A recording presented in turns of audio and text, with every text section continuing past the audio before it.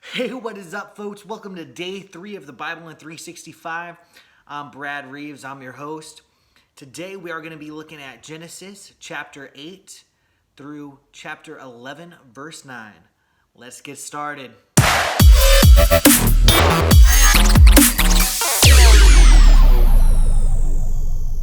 All right, folks, so picking up where we left off yesterday, at the beginning of Genesis chapter 8, it says, "But God remembered Noah and all the wild animals and the livestock that were with him in the ark, and he sent a wind over the earth, and the waters receded." So if you guys remember, Noah and his family and the animals had been on the ark at this point for 150 days. And so really it's an act of grace. The wind is the grace of God forcing the waters to recede so that Noah and his family and the animals can step out on dry land and have a place to live and to habitate. And so the following verses tell us a little bit about that. So it says 40 days into this process of the waters receding, Noah looks out a window. He sends out a raven, and the raven just flies around because there's nowhere for it to land. Then he waits a little bit of time, sends out a dove. The dove does the same thing. 7 days later, sends another dove. The dove brings back an olive branch, and then he sends out the dove a last time, and the dove doesn't come back, which means that the water has receded far enough for them to go disembark from their voyage. Yes, a very long cruise vacation, and to rehabilitate the earth, to be fruitful and multiply. And at this point in time, Noah is 601 days old. So Noah and his family disembark. They come out, and the first thing that Noah does is he builds an altar. And this is amazing because the first act on dry land after the flood is an act of worship. So if you guys remember, there was seven of all the clean animals and clean birds, and Noah offers one of each of those up as a burnt offering to the Lord. The Lord smells the aroma, says that it is good. Imagine like smelling really delicious barbecue, right? And because of that, and because of this offering, the Lord says that he's never going to curse the ground again because of humans, even though every inclination of the human heart is evil from the time of childhood, and never again will the Lord destroy all living creatures as he has done. So this is a pretty amazing thing. I would say just pause and stop for a moment and ask, you know, in the midst of the busyness of the day, in the midst of rising up in the morning, in the midst of a clean slate, what would be the first thing you would do? I think it's pretty significant, pretty telling of the person who Noah is, that he stops and his first act is worship. All right, folks, so in Genesis chapter 9, God makes a covenant with Noah and with all of creation. But at the beginning of that chapter, he gives instructions for living in a new world. And guess what? Some of those instructions look a lot like those he gave to Adam and Eve in the garden. The biggest of those commands is he tells Noah and his sons to be fruitful and multiply. So just imagine the guys are like, yeah, best command ever. Yeah. And the women are like, really? I only wanted like 2 kids. Do we have to? But anyway, so they get instructions for the new world to be fruitful and multiply. Imagine having to repopulate the entire earth. That's either going to be really fun or it's a really big task. Um, but enough about that. So, another one of the instructions that God gives is he says that it's now permissible to eat all things. So not just herbs, not just salad, but they could eat flesh. But God does point out that this is something that is really significant. This is something that is almost sacred because life is sacred. And that is illustrated in the verse that says, "You shall not eat flesh with its life," that is, its blood.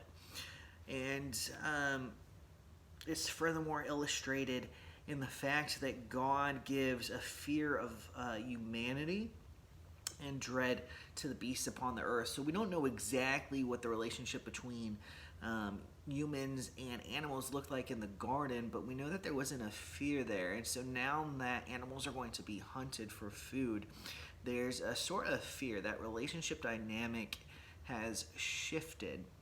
Now, we know not only the life of animals to be sacred, but we learn about the sanctity of human life. And this is illustrated in the command that God gives regarding human life. It says that for your lifeblood, this is in verse 5, for your lifeblood I will demand a reckoning. From the hand of every beast I will require it, and from the hand of man. So, in other words, it goes on to say that humans are created in the image of God. And if you have any questions about that, feel free to leave them in the comments, to shoot me an email. There's a lot of speculation on what exactly that means. But it says that from the hand of every man's brother I will require the life of man. Whoever sheds man's blood, by man his blood shall be shed. Once again, for in the image of God he has made man. In other words, he has made humanity in the image of God. So, God does not condone unlawful killing of any kind.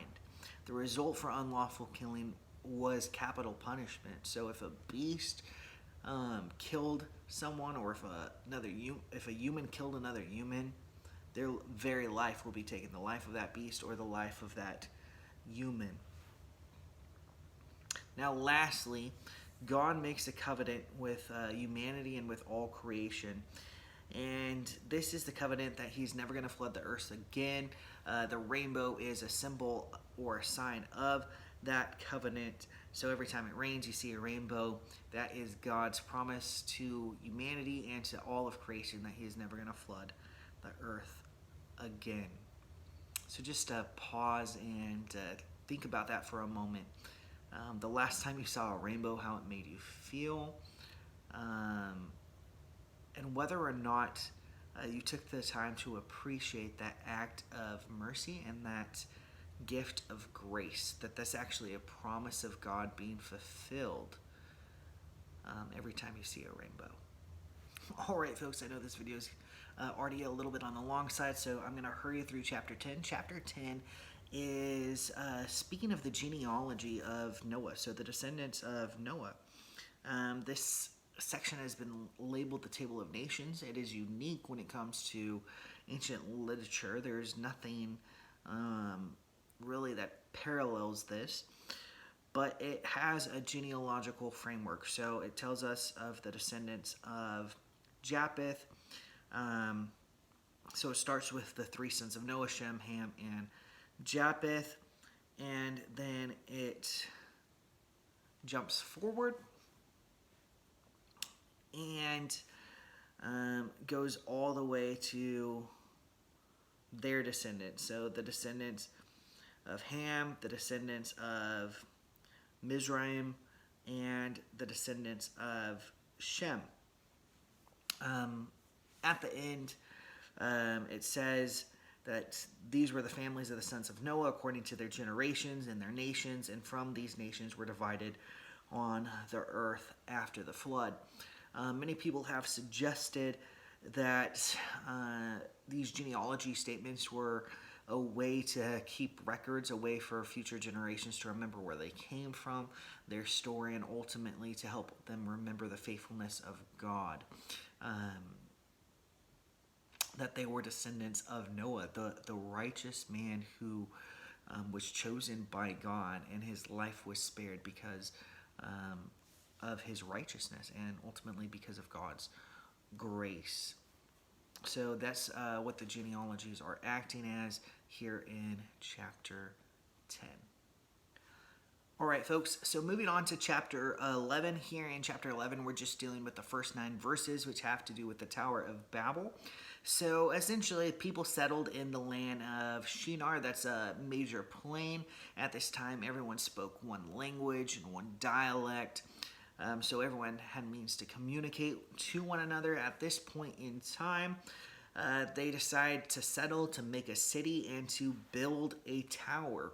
Um, they say, "Come, let us build this city for ourselves and a tower whose top is in the heavens. Let us make a name for ourselves, lest we be scattered abroad over the face of the whole earth." So they're wanting to gather. They are wanting to glorify themselves, and ultimately, by congregating only in one area of the earth, they are in direct disobedience of God's command in Genesis chapter 9, verse 1, where it says that God blessed Noah and his sons and said to them, "Be fruitful and multiply and replenish the earth." That word replenish isn't just to build up and to stay in one place, but it is to go out and to replenish the earth.